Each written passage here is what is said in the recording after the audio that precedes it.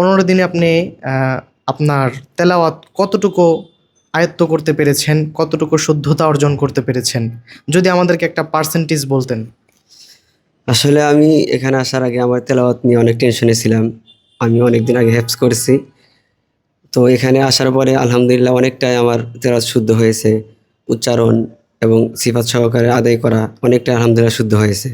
বলতে গেলে ৮০ থেকে ৮৫ বা ৯০% আমার শুদ্ধ হয়েছে আলহামদুলিল্লাহ।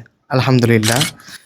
নতুন প্রশিক্ষণ যারা দিতে যাচ্ছে, তাদেরকে আপনি কি বলবেন? কোথায় প্রশিক্ষণ দিলে তারা উপকৃত হবে বলে আপনি মনে করেন?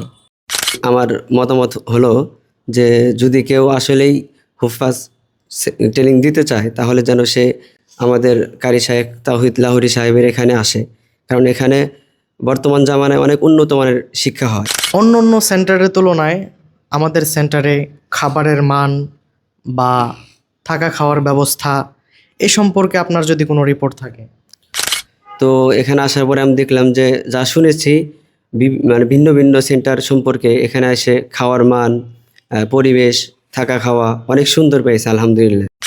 এক কথায় আমাদের হুফাজের সম্মানিত চেয়ারম্যান শায়েখ কারি তাওহিদ লাহোরী হাফিজাউল্লাহের প্রতিষ্ঠিত পরিচালিত এই হুফাজ প্রশিক্ষণ সেন্টারটি আপনার কাছে কেমন লেগেছে? জি, অনেক সুন্দর, অনেক ভালো লেগেছে। পরিবেশ, শিক্ষা, প্রশিক্ষণ সব দিক দিয়ে আলহামদুলিল্লাহ অনেক সুন্দর লেগেছে, ভালো।